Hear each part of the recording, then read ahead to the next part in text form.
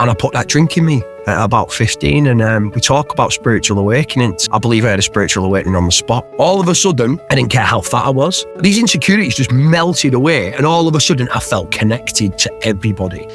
I was having seizures, blood coming out of both ends every day. This is how warped my mind was at that time. Any normal person would look at blood coming out the backside or the mouth as, this is really, really, really bad now. My mind was just telling me this is going to go away. And I used to stand on the doorstep of this pub, and I used to see all these guys congregating outside the building next door. Well, that was the treatment centre that I ended up in. Hello and welcome to 12 Steps and 12 Questions. My name is Silvio and I'm an addict. This pod is full of personal and inspirational stories of recovery from addiction. And in every episode, I'll ask each guest the same 12 questions about their life, addiction and recovery. Quick warning, there will be some graphic descriptions and a healthy amount of swearing. For this episode, please welcome Leo. Leo, thank you so much for being my guest today on 12 Steps and 12 Questions. Before we get to your introduction very quickly, I'd like to thank you, the listener, for checking out the show and for being here. And I'm really interested in hearing from people from fellowships other than CA and AA. So if you're a member of a different fellowship and you'd like to be on 12 Steps and 12 Questions, ping me an email, please, on 12steps12questions@gmail.com. That's 12steps12questions@gmail.com. It's also in the show notes. Right, Leo, let's get to you. Can I get an introduction from you, please? Yeah, thank you, Silvio. My name's Leo. I'm a recovered addict. I'm from Barrow-in-Furness, up in Cumbria, and I'm nearly 40 years old. Amazing. Thank you so much. Leo, let's get straight to it. Our question 1 is, did you have any adverse childhood experiences? Any adverse child? Do you know what, Silvio? No. I can honestly say, Silvio, that I had the most amazing upbringing.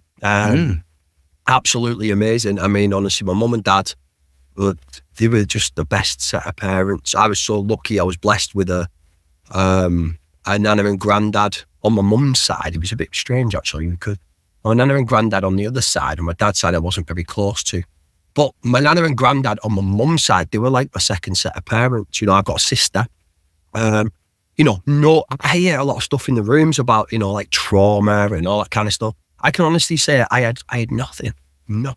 I had the perfect upbringing, never wanted for nothing. My mum and dad's, they're still together today. I was raised in an amazing environment. I had an amazing upbringing. It's weird, because I hear people saying, wow, well, how did you turn out like you turned out? I don't know. I really don't know. But I can baffling. Yeah, it is. It is. There's not a single thing that I could blame how I turned out on. So, of course. Yeah. This question, of course, isn't really about blame. And it's much more about delving into who we are as people and maybe finding some reasons what sort of put petrol on the flames, really, right? Because we don't really exactly know why we're addicts. We might never find out. But what I think is interesting is if you've not had any adverse childhood experiences, then the next question that comes to me right away is this. Did you always feel then like you belonged? Because often what I hear and also from my own experience, but what I hear very often is people say from the beginning that somehow they felt they didn't quite fit in. And maybe you're the first person who actually says, no, I did fit in. Because I always wonder, where are those guys who did fit in? There must be somewhere. It's a bit of a strange one, Silvio, because it's like, I could say, yes, I did fit in. On the other side, I did have that feeling of the black sheep. The black sheep. I was the black sheep of my family. I was the black sheep of my circles of friends. And it was weird. I had no reason to feel like the black sheep. That's what I'm trying to get at. But, I just did. When I was growing up, I did have this feeling, I was quite a podgy kid and the first thing that I found comfort in was food. Because I found that I could change the way I felt when I was younger with food.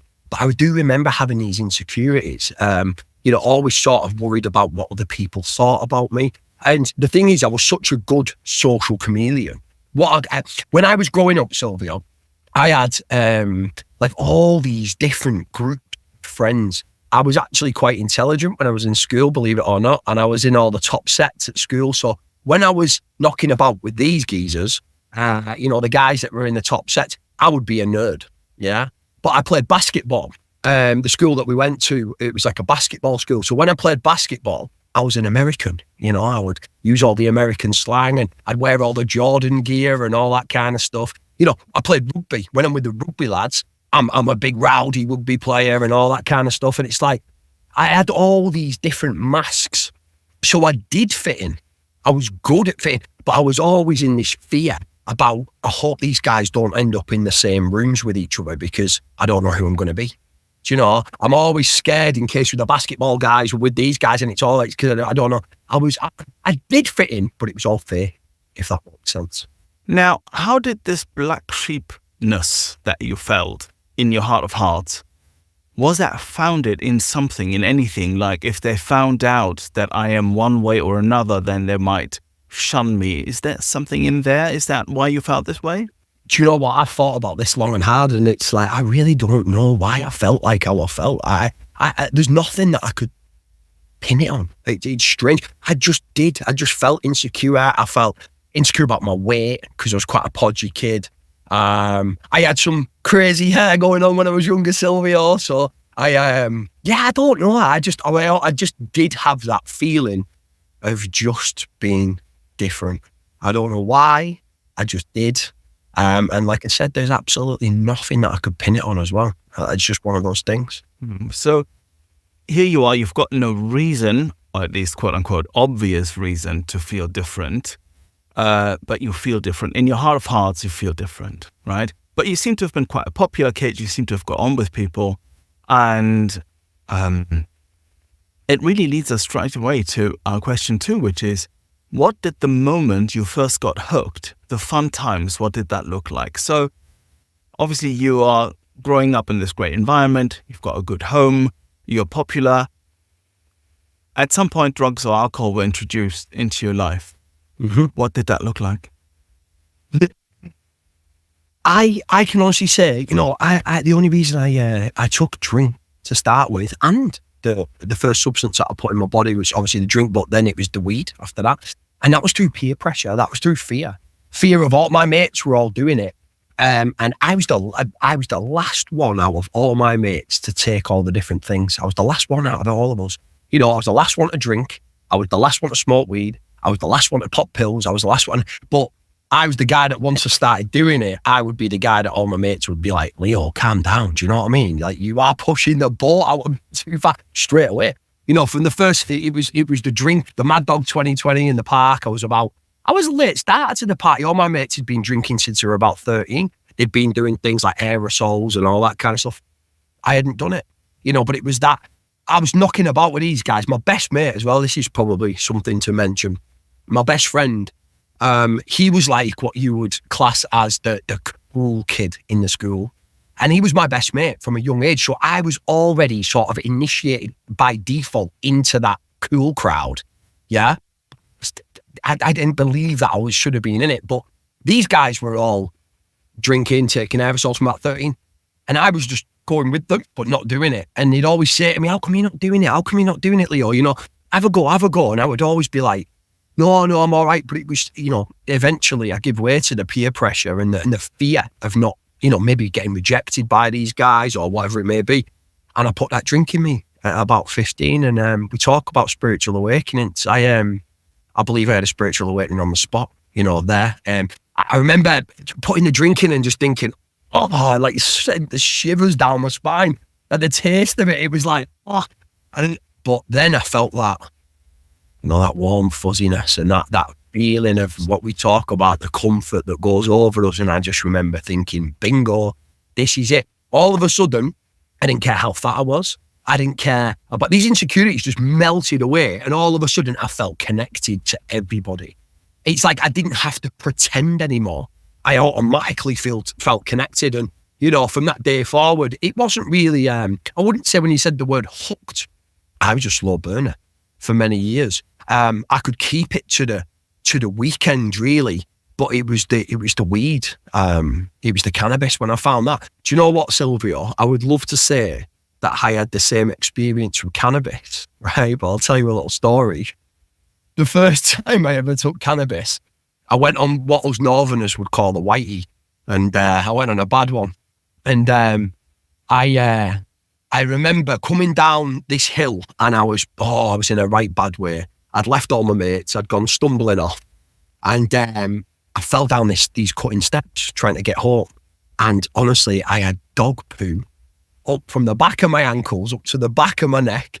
I'd fell down these steps, I'd rolled around in it, I'd been sick all over myself. I remember being on my mum and dad's brand new sofa, they'd gone out.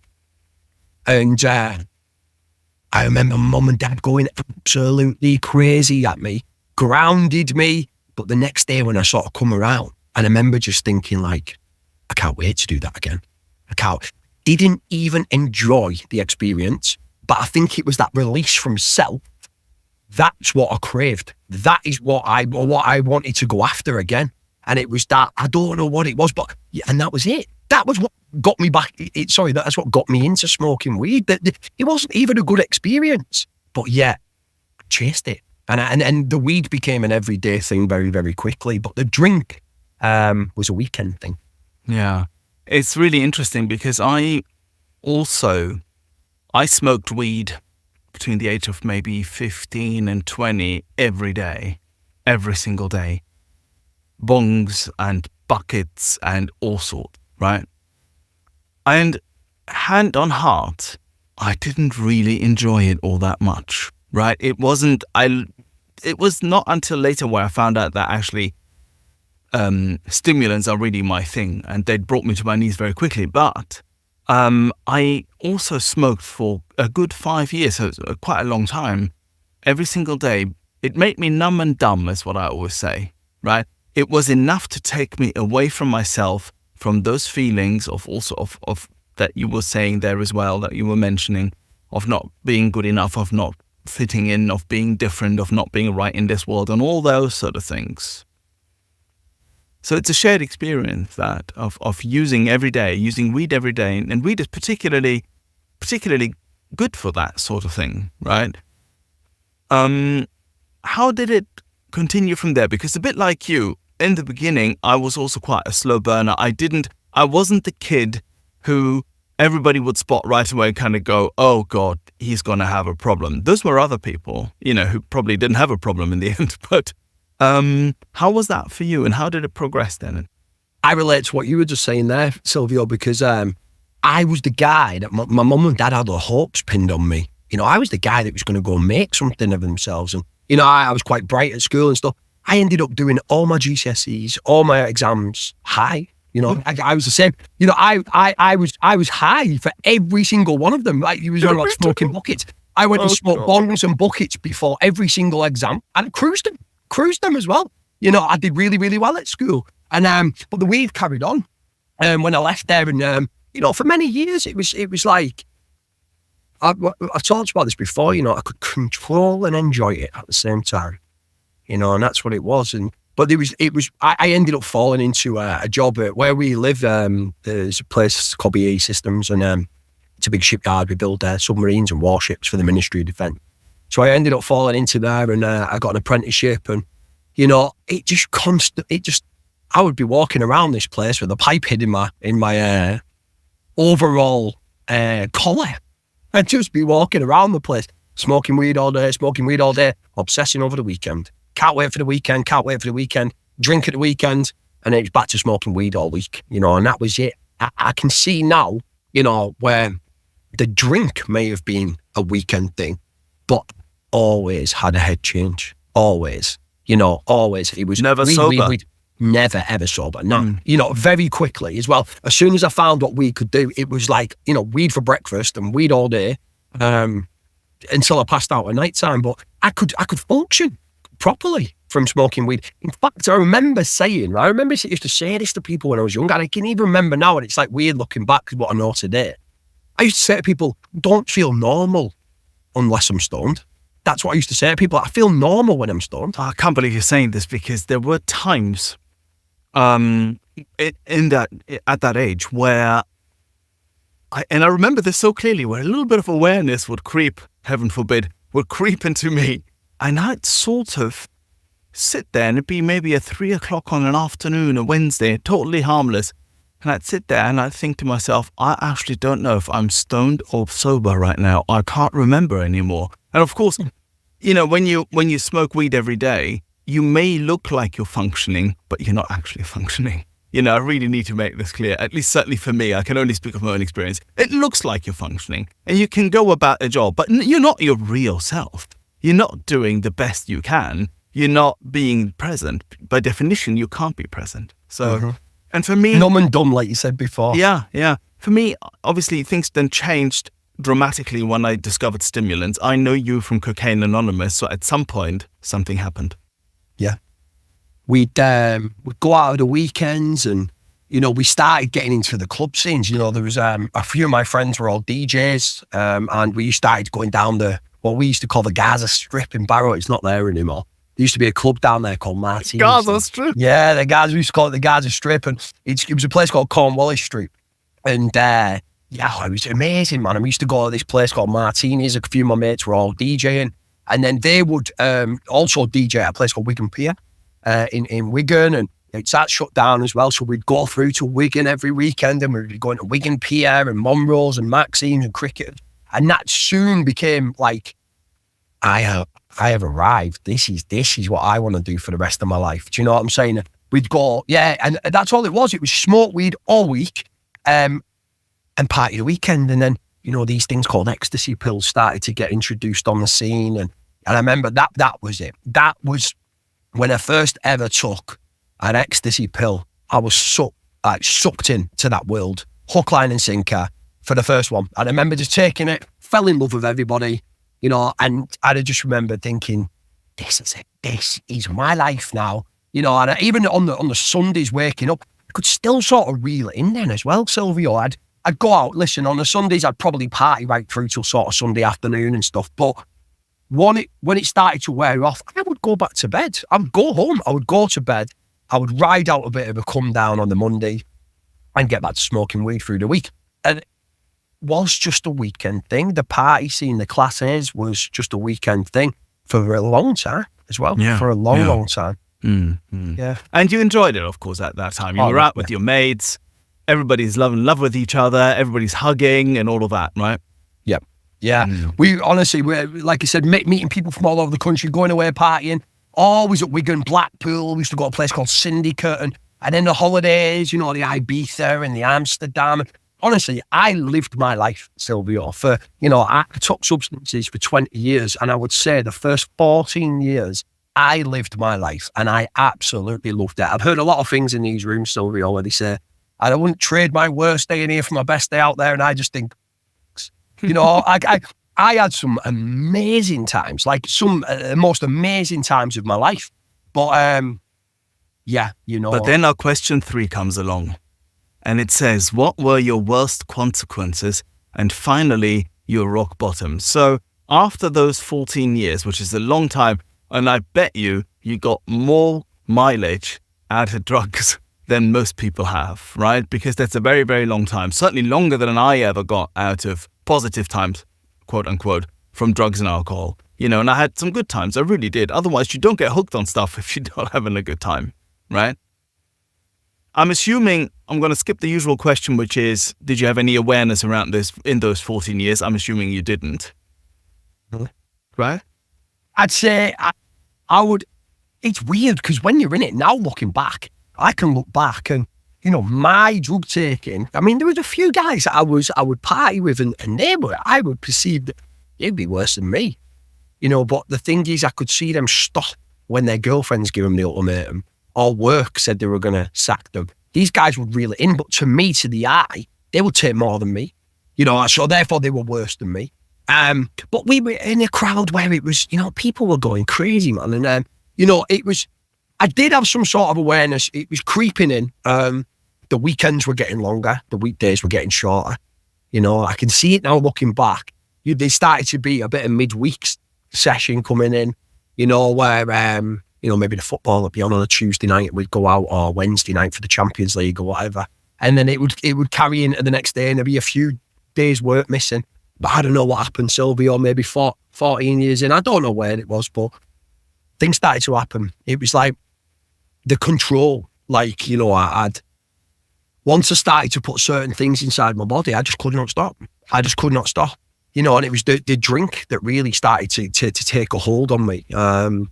It was the drink. Yeah, it was the drink that eventually brought me to my knees as well, as well as, there was a lot of crack cocaine and stuff like that at the end. But the consequences that started to happen was the job losses, the relationship losses, in some of the literature that we use, it talks about some guys that are given sufficient reasons to stop. They can stop or moderate, and every girlfriend that I ever had, Silvio, they all warned me, and I would say to them, listen, I mean it, and you would pass that lie detector, but I couldn't stop. Every job, I lost my job, I got made redundant in the shipyard that I was talking about, and then I ended up falling into a couple of other jobs, and I've got this job in sales, Silvio, and I fell into this job, and I soon became quite good at telesales, and this sales environment, it's like the Wolf of Wall Street, and like we got paid to party, man. Drinking and using was acceptable at work. In fact, it was so often. Sorry to interrupt, but this happens so often enough. Is that we look for and find jobs that will facilitate, enable, or at the very least tolerate our using. This applies to me as well. So what is it like in that sales environment? Crazy. When I fell into this place by accident. I was actually trying to get, I could not get a job, and I came out of school with all these good qualifications. I literally could not get a job, and I stumbled across this month trial at this sales company, and I ended up taking it, ended up getting quite good. And then I ended up bouncing around, in this town where we live, Silvio, it's notorious for being a sales town. There's quite a lot of sales companies, and I would just bounce around these places, and it was just rich, man. Every single break, we'd be to the pub, every dinner to the pub, after work to the pub and on it. But people would be using and they'd be drinking at work. They'd have stuff in the cupboards and, and it was acceptable. In fact, it was frowned upon if you weren't on it at work. Do you know what I mean? It got to the point where it was like that. But, so I soon found the hair of the dog, the morning, we'd start the morning in the pub. But what started to happen, Silvio, people would, maybe go and nip into the railway for some of them would have a coffee or a pint or whatever in the morning.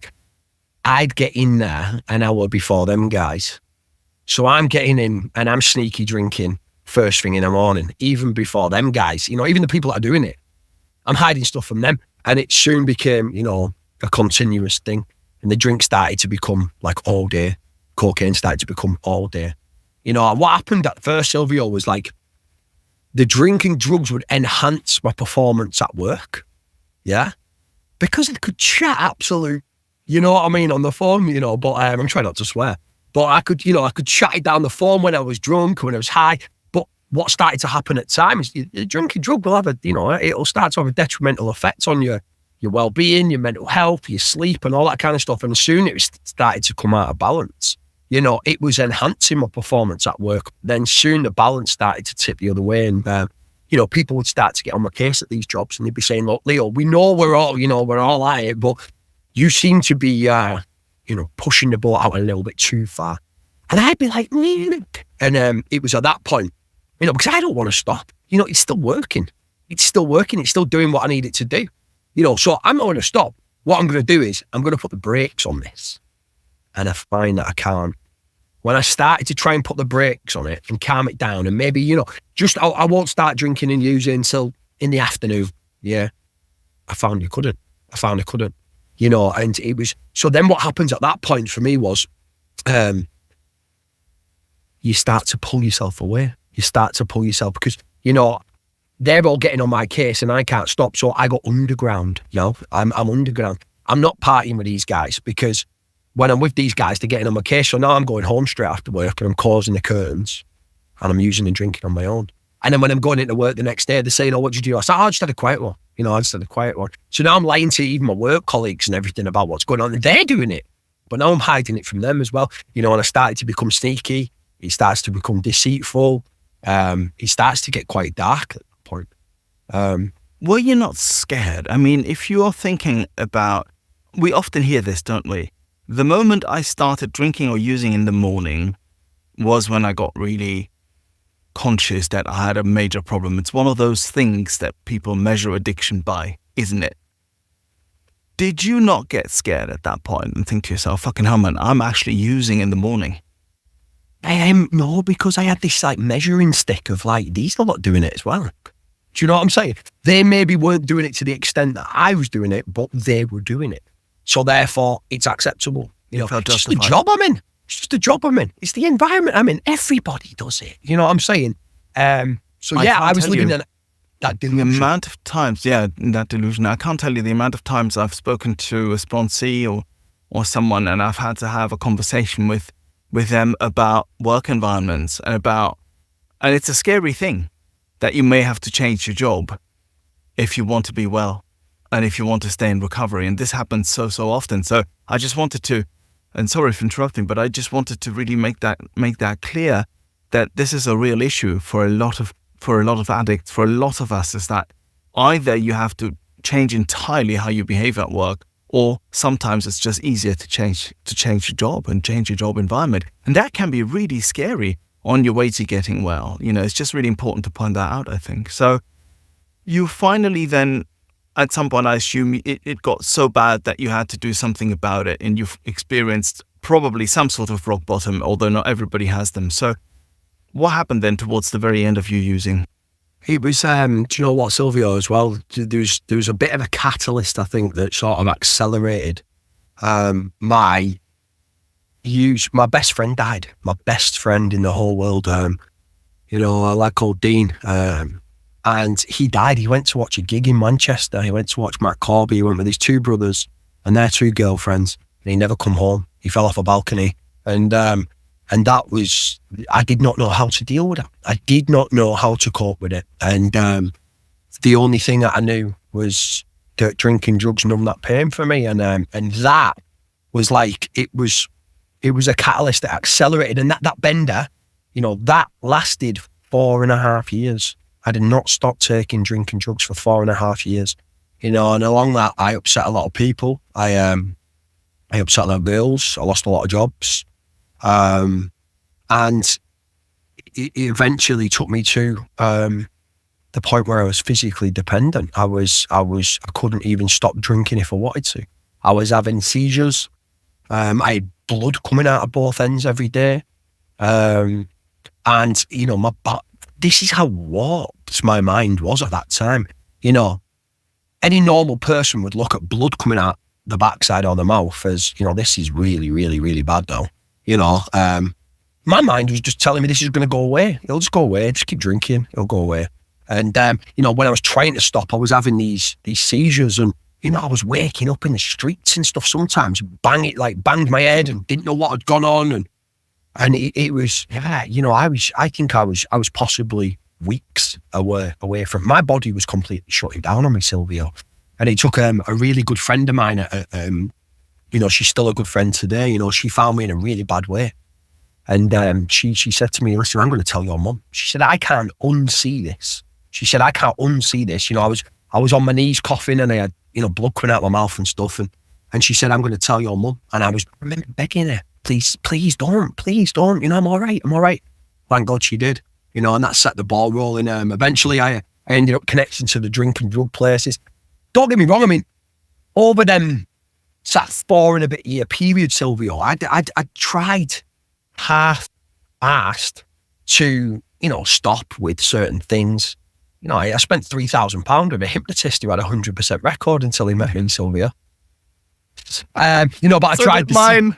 I tried the CBT. I tried all that kind of stuff, the counselling and all this kind of stuff. But I know, looking back today, that there was no real or wholeheartedness in it. It was more to get people off my case, even because the mind was still telling me there's still a party to be had here. There's still, even though there was the party had finished ages ago, the mind, the delusion that I lived in, the mind was still telling me there's still a party to be had. And the fact was, it wasn't fun anymore. It was dangerously antisocial.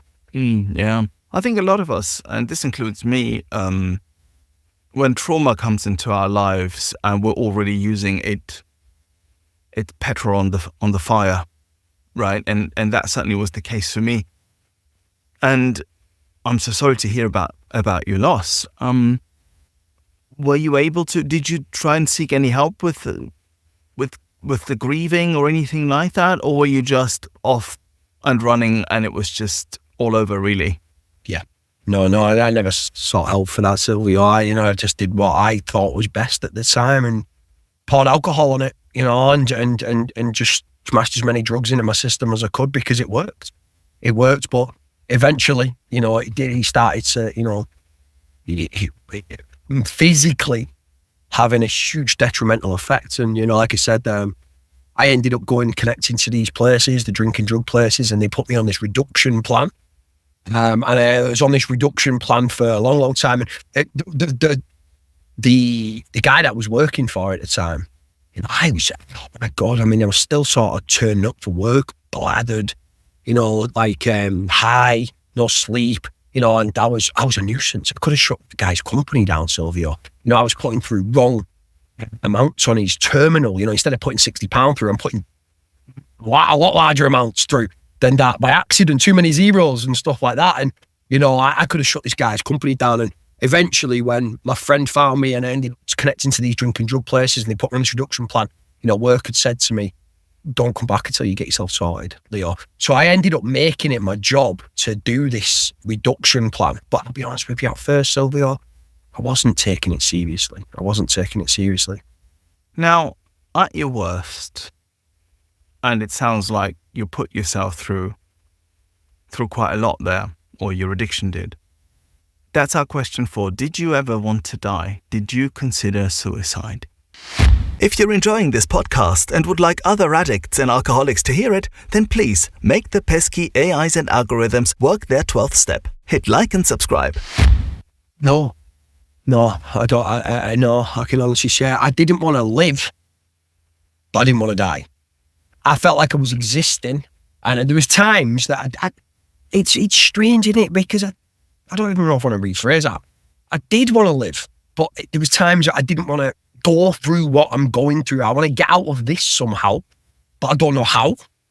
I don't think, no, Silvio, I didn't ever want to die. I don't think, no. Right, times were hard, but I was too scared.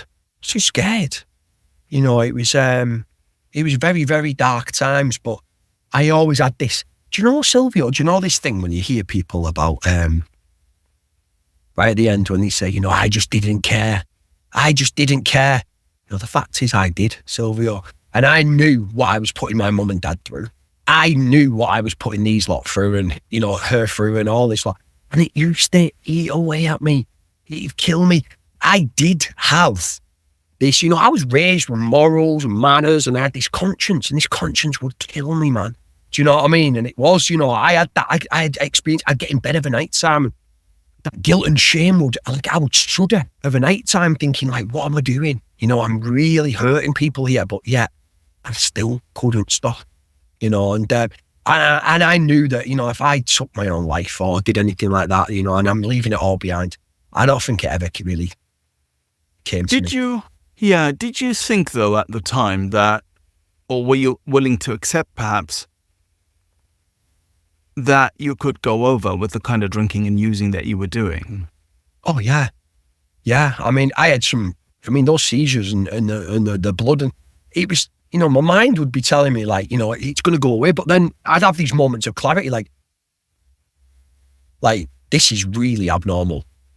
This is really abnormal, the amount that I was drinking, especially, it was not normal. So you had moments where you knew and you realized?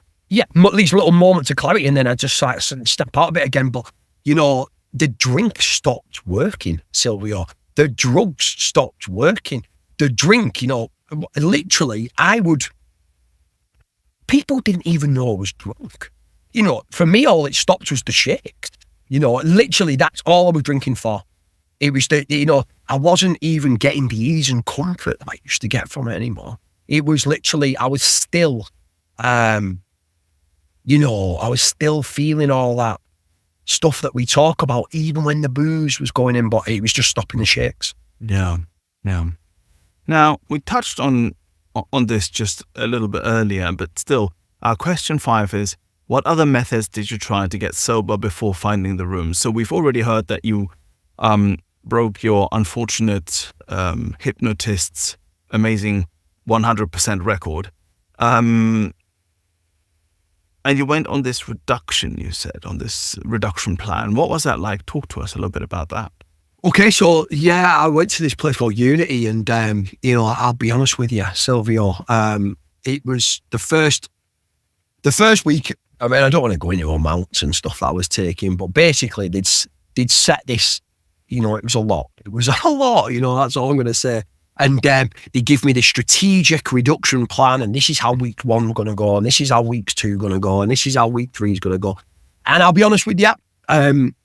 What had happened was, Silvio, this was just something just come back to me there. So I had no money. I had literally everything stripped from me. My bank card taken off me. Work weren't going to have me back until I was sorted. And we had to go to Aldi, and we had to find a wine with my mum and dad. I had to find. I mean, I'm 35 at this point. No wait there, Silvio. Yeah, 34, 35. Still, mum and dad are looking after me still. With mum and dad, yeah, mum and dad. And I remember going to Aldi, Silvio, and we were trying to find this bottle of wine for the cheapest that we could get it, for the highest percentage, right? And we found this wine. It was disgusting. My mum and dad, Silvio, were buying it by the pallet, right? And I'm not even joking. They were going to this Aldi where we live, and I remember something's just come back to me there. My mum was going in this Aldi and she was buying it, and one of the women said to my mum, "Bloody hell, you like a party, don't you?" Thinking it was for her. My mum was mortified to the point where she had to start going for another Aldi. And then someone said something to her as well. Then my mum and dad ended up going as far as Lancaster, which is an hour and 10 minutes away, to buy wine for me. Because, but the stuff we put people through is just... it's unbelievable. And my mum and dad were buying it for me. I didn't have it. And so week 1 was planned out, bring it down to this. Week 2, bring it down to this. Now, what was happening was I lived a place, I was living with 2 alcoholics at the time as well. So they were drinking, but they were like trying to help me. They were actually helping me.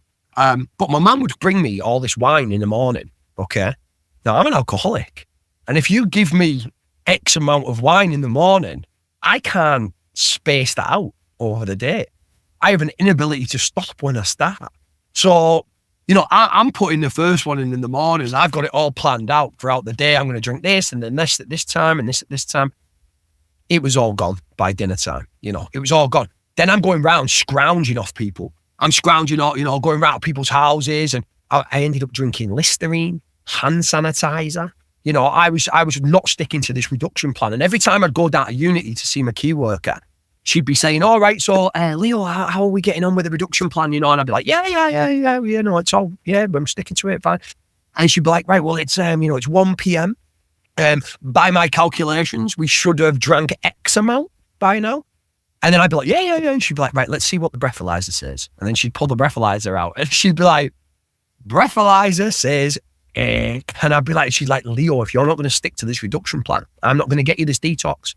I'm not going to get you this detox." And every time I'd go down there, she'd get the breathalyzer. I knew what was coming, yet I still could not do it, because when I started drinking, I stopped. And it took to the point where what actually happened was, Silvio, I look back now and I can see God working in my life. Today, at the time, I didn't realise this. And what actually happened was I got done for drink driving my mate's car. We got caught. I was driving my friend's car, and I'd had 4 bottles of wine. I mean, 4 bottles of wine to me there, Silvio, would just stop that. I felt absolutely, I mean, I do not condone drink driving, by the way. No, but I felt capable to drive at the time, and I know that's insane.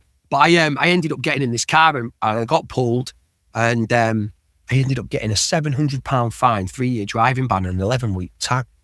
And I remember that has been absolutely catastrophic at the time because I had no money. My mum's buying all this wine. Now I've got to go back to my mum and ask for £700.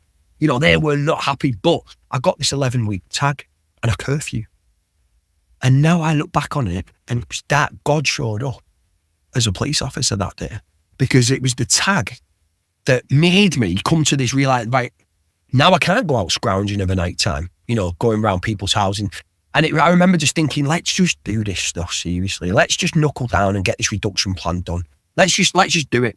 And it was the tag that got me to knuckle down with the reduction plan that eventually got me into a detox, which eventually got me into rehab, that eventually I think is why I'm here today. And it was that police officer, the catalyst that day, I think, that set the whole ball rolling for me, And it brings us neatly to our question 6, which is, when you came into the rooms, did you struggle with the word God? Oh, yeah, 100% Silvio. So I ended up, it's a bit crazy. I rocked up into the rooms of Narcotics Anonymous to begin with. I went to a treatment centre, and believe it or not, Silvio, this is crazy. So I spent the last 4 years of my drinking in a pub called the Derby in Barrow-in-Furness. And I used to stand on the doorstep of this pub. I'd be getting stuff dropped off. I'd be drinking, smoking. And I used to see all these guys congregating outside the building next door, like literally next door, one wall divided. I used to think it was a youth club. Well, that was the treatment centre that I ended up in. One wall next door. I remember when I was, honestly, I swear, I'm not even joking, one wall right next door. I thought it was a youth club. And when I was in this detox in Kendal, this geezer started 12-stepping me, and I didn't realise what he was doing at the time. And he started selling me the idea of the treatment centre and stuff. And when I said to him, okay, let's do it, he said, right. I said, no, I remember saying to him, do we need to pack my bags or anything? He said, oh, no, you're not going anywhere, mate. No, I said, I said, what do you mean? He said, oh, it's in Barrow. And I remember saying to him, like, I'm 35, mate. I've lived in Barrow my entire life. There's no treatment centre in Barrow. I'd know. And he said, there is. He said, it's at the bottom of Dalton Road. It's right next door to the Derby. And I ended up in treatment centre next door. But anyways, getting back to the question, I remember when I rocked up in that place, I'd just come off this reduction plan, this detox, and I remember just thinking, we don't want to go back. Like, I remember just thinking, like, I do not want to go back there. And I remember rocking up in this treatment centre, and it's crazy because my old drug dealer, the guy that I used to compare myself to, this guy went missing like about 7 years previous to this. There he's running the place. He was running the place. I couldn't believe my eyes. I thought this guy was dead. It was like I'd literally seen a ghost. But the first 10 minutes of being in this treatment centre, I heard 3 words. And I heard abstinence, amends, and God. And I remember thinking, get me out of here now. I remember thinking, get me out of here. It's crazy how my mind shifted in 10 minutes from hearing 3 words. What do you mean by this abstinence thing? Can you just explain that to me? Because I come in here with a drink problem. I don't want to stop doing this and this and this. And they were like, 0, anything. And what? Amends, can you explain that to me? And I remember thinking, wow. And then God, I remember I was the guy that was taking the mick out of these lot, Silvio, calling them Bible bashers. And I had this God thing and I could not get it. I was like, how? I've come in here with a drink problem and you lot are talking God. Like, how does this work? I don't get it. And I'm thinking it's all this religious thing. But like I said, Silvio, right? I had all this going on in my head. And my head was saying, get out of here now. Go, go, go. But, lucky for me, I had visible recovery sat right in front of me. I had the guy that I used to compete. He was my own, in our literature, we talk about Ebby. He was my own Ebby. He was the guy that I used to compare myself to. And now he's clearly sat opposite. There's a miracle sat right in front of me. Last time I seen him, he was not like what he was right now. And it was visible and it was just, you could clearly see something's happened to him. How have you done that? How have you done that? And then there was other people in there as well that I used to use and drink with, and I knew how bad they were. And they were all sat there now, fresh-faced, glowing, spark behind their eyes. And they're all telling me that they've done this stuff. Isn't that amazing? Isn't that just amazing that the people who you think were worse than you, right, who you kind of go, well, as long as I'm not as bad as him, I'll be just fine. Thank you very much. I don't need any help. thank you, that those people show up recovered in your life. I mean, that is an absolutely amazing thing. And There's just no those denying people, it.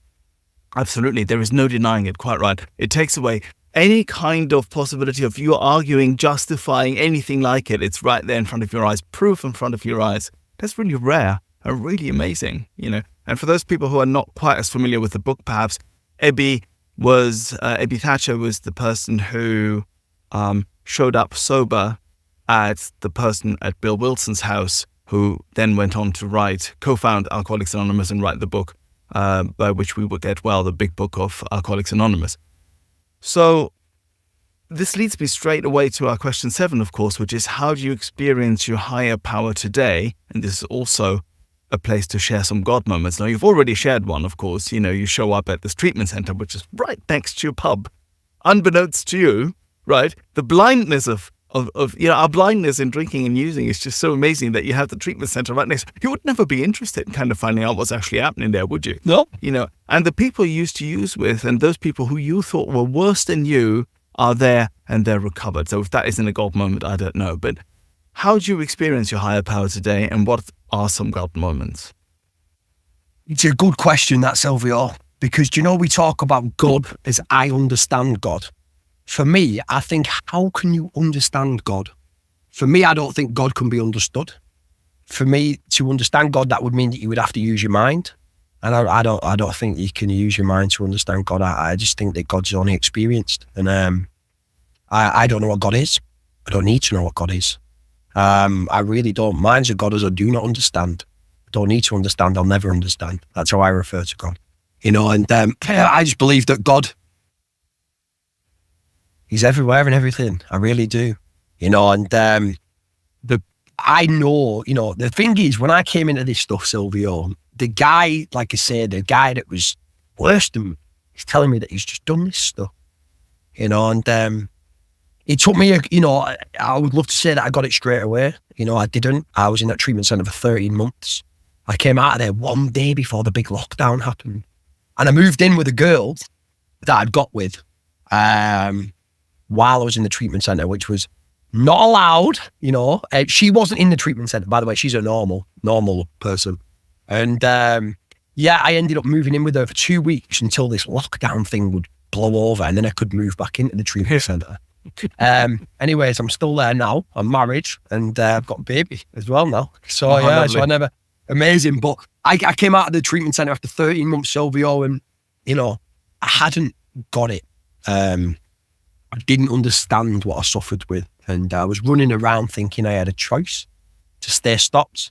I thought that a long period of sobriety plus the knowledge that I had acquired in there by the inner workings of my mind would qualify me to be normal again. And I drank against my own will, and anyway, someone put this big book, this blue book in my hand, and that was the day my life changed. And I got rocketed through this stuff, and things started to happen, Silvio, and talk about God moments. What I did, Silvio, and this is because we talk about faith, right? And faith for me is belief. Okay? It's like if I, for example, sent someone to the shop to go and buy something for me and it cost £5, I don't know, let's say a vape or something, and I give them £10. I don't know this person. I'm putting my trust in this person. Can you go and get me a vape? And they go to the shop, they buy me the vape, they bring it back with £5 change.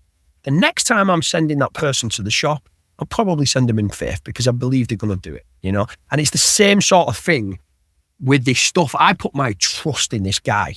I put my trust in the book. I put my trust in the fellowship. I put my trust in the program.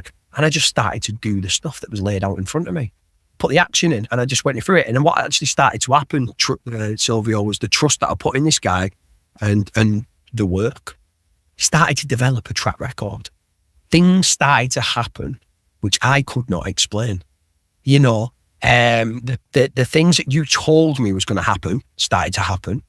And I believe that, where I came to believe, where the faith, for me, it was the trust that started the ball rolling, and that turned into faith in the belief when things started to happen to me in step 9 that I could not explain. Mm-hmm. Our question 8 is, which parts of the steps were the most difficult for you? So we are talking about the steps right now, so this seems the right moment to come in with this question. You were speaking about your step 9. Which steps or which parts of the steps gave you most trouble? Where did you struggle? Listen, I struggled with a lot, Silvio, because all the way through it, my mind was saying, this is not going to work. This is not, even though I've got a guy sat opposite me that is glowing absolutely from doing this stuff, my mind was still telling me, this is not going to work. This is not. But there was something driving me, because that day, the step 1 experience that I had was the rocket fuel that propelled me through the rest of the steps. It was. I drank against my own will, and I came to the realization from the information in the book plus that experience that's going to happen again. And I've got no say in it. And that's scary. And it was that propelled me through the steps. But I remember going through it thinking, I don't want to do this. I don't want to. But them times when you're writing inventory and you don't really want to write inventory, Silvio. Yeah. That step 1 experience pushing you through it. Do you know them time when you're making amends and you don't want to make them amends? It's that step 1 experience pushing you through it. And I truly believe that, it says in the book, almost none of us like the leveling of our pride and the self-searching that this process requires for its successful consummation. Almost, you tell me anyone that enjoys doing these 12 steps, right? I didn't enjoy it, but I like the effects produced by the 12 steps. And what happened for me was, like I said, Silvio, the step 9 thing was nobody likes sitting opposite somebody and telling them square, eyeball to eyeball, what I did to you. You may not have even, I made amends to people. I stole £4,000 from people. I don't like to sit in front of someone and say, I stole £4,000 from you. I stole your iPod. I did this, I did that. Nobody enjoyed that. But at the end of the day, that's what this stuff requires if you want to recover. Yeah. Our question 9 is, which character defects give you most trouble? Every single one, Silvio. Every single one. The selfishness is there honestly, still to this day, Silvio, I was actually having a conversation with someone the other day, and it gave me, I've been around now long enough, and I listen to a lot of people speak. I listen to a lot of shares. And I'm hearing guys that are 30, 40 years in, still talking about messing up every day, still talking about acting on defects and stuff. So that tells me that I don't think these defects will ever be removed. But I don't know. I think God's got a plan for us every single day when we wake up. God's got an assignment for us. He has an assignment for me and you today, and he's got a different assignment for us tomorrow. I think God just removes the defects that get in the way of doing that daily assignment every day. Okay, so selfishness is one of them. How does that manifest then, your selfishness? Go on. Oh, the selfishness. Silvio, a big one for me is food. Food, it still comes out today. And the selfishness, I have a lack of awareness. This is a big thing, Silvio, as well. I've just had a baby daughter, and I've got a wife. I've just moved into a new house and stuff. And at the minute, my wife is doing everything. I'm out at work, and, the recovery stuff. We talk about this balance. And, my wife's constantly saying, about the time that I give to this stuff that we do in the meetings and, the sponsoring and stuff like that. And I'm conscious, we were talking about this balance. And, for me, whenever I try to balance this stuff, and sort of, if you try to balance your life, you're not trying to manage your life, do you know? And so for me, it is, sometimes I can be really full throttle with this stuff, and I can and neglect my own family. I won't say neglect. In terms of time it's given to my family.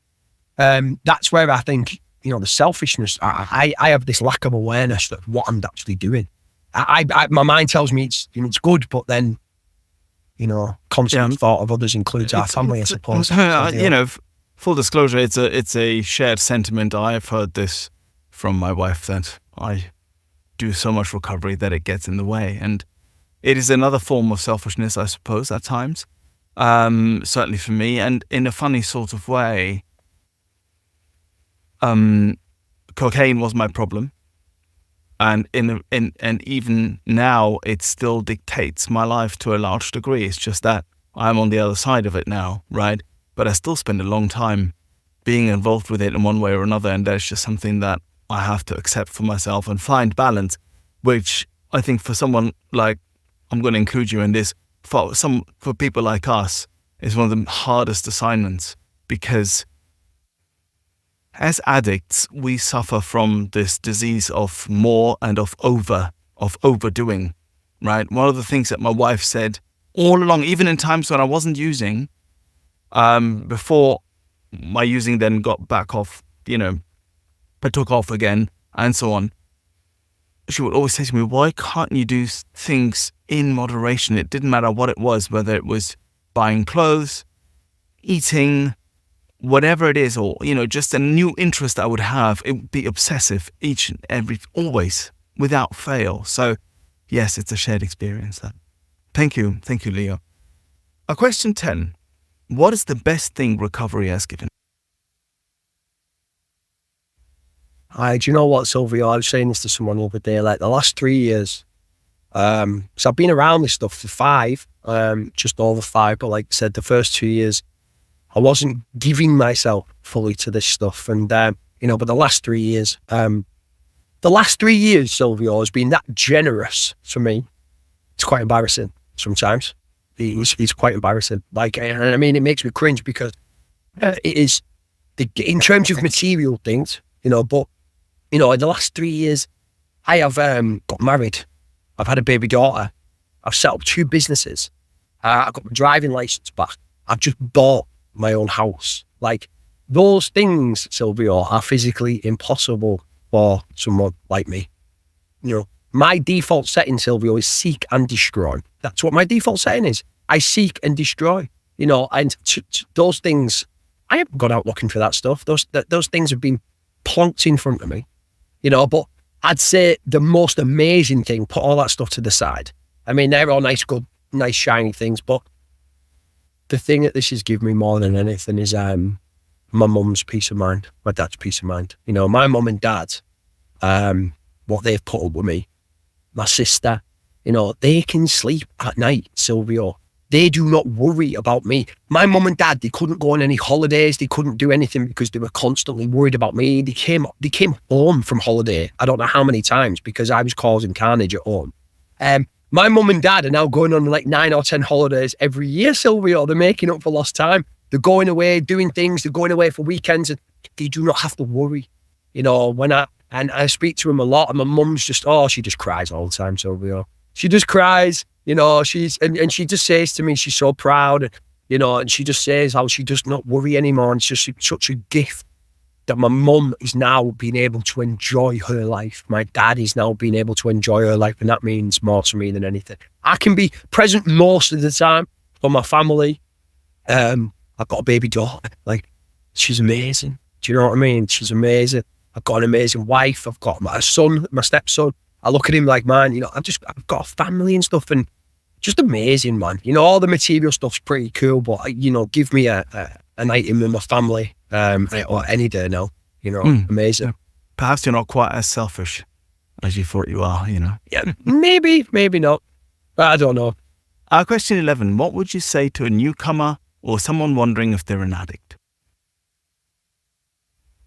Wondering if I'm an addict? Come to the rooms and speak to people. Because I had a lot of reasons why I wasn't an addict, Silvio, when I came to these rooms. Because in my mind I had a picture of what an addict was. I wasn't that. I have never been diagnosed by one as a doctor. I've never claimed drink tokens. I've got my own tea.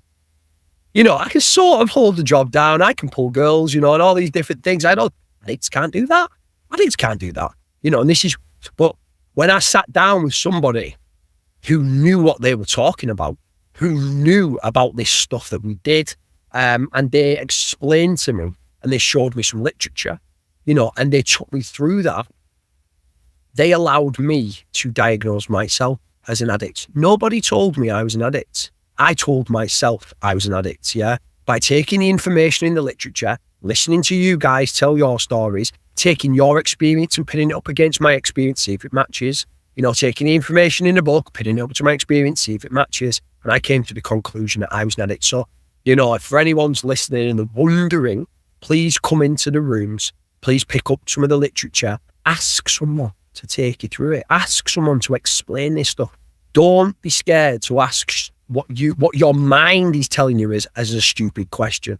You know, that living in that fear early on for me was, I'm so scared to ask someone, what does that word mean? What does that sponsor word mean? What does this powerless word mean? What do these, you know, please come in. You know, you're never a burden on anybody in these rooms. And I think you're pointing out something really interesting there, which is that even if you happen not to be an alcoholic or an addict, if you came into the rooms, no one's going to. Everybody's so welcoming and so mostly well, really. There's a lot of well people in the rooms, and of course there's newcomers who are still struggling maybe, but even if you came in as a non-alcoholic to just say, look, I'm drinking a lot and I'm fun, you know, and you find that actually you're not, no one's going to throw you out. You're always welcome in the rooms. You know, there is no shame in there or anything like that. You know, even if you found out, okay, I'm an alcoholic, actually it'd be better if I stayed. Okay, that's one thing. But even if you aren't, you know, you're still most welcome to come. You're still most welcome to sit in and find out more about yourself. There is no one's going to check you at the door. The greeters are there to greet. No one's going to check you at the door if you're the real thing or maybe not. So it's really important to point that out, because sometimes I wonder whether people feel they can only come once they know that they're an addict or an alcoholic. And that's not the case. You come to find out, you know. Absolutely. Yeah. This way of life could have its benefits for everyone. So yeah. There is that. Our last question 12. Leo, what do you want your higher power to say to you, quote unquote, at the pearly gates? What a question. What a question that is. Do you want to do it again? Yeah. Do you want to do it again? You know what? I believe us guys have been chosen. You know, I had to go through everything that I went through so I could be of use to other people. And I hope that in my future life, Silvio, I hope I come back with some more problems, you know? So I can come back. It might not be drinking drugs. It might not even be addiction. It might be, I hope I come back and I hope I have other problems in a future life so I can overcome those problems and then go on to help other people overcome those problems as well. So yeah, so I'd like to, you know, what would my higher power say? Do you want to do it again? Yeah? Lovely. I'd like to do it again. Yeah, that's lovely. You're wearing a football shirt, so maybe something along the lines of, you know, go sit on the bench for a little while, have a rest, put on a fresh shirt and go back out. Love that. Love it, mate. That's great. Awesome. Wonderful. Leo, you've been so generous and so honest and so courageous in telling us your story. And what a wonderful story it is and how powerful it is, you know, the experiences you have made. And thank you so much for sharing them, for being my guest today on 12 Steps and 12 Questions. Pleasure, Silvio. I've enjoyed it, mate. Thanks for having me. Wonderful. Thank you. We're still rolling. Good stuff, man. Did you feel like you left it all on the field, so to speak, if we're staying with the football analogy here? Did you leave it all on the field? I love that analogy. Silvio, it's brilliant, that.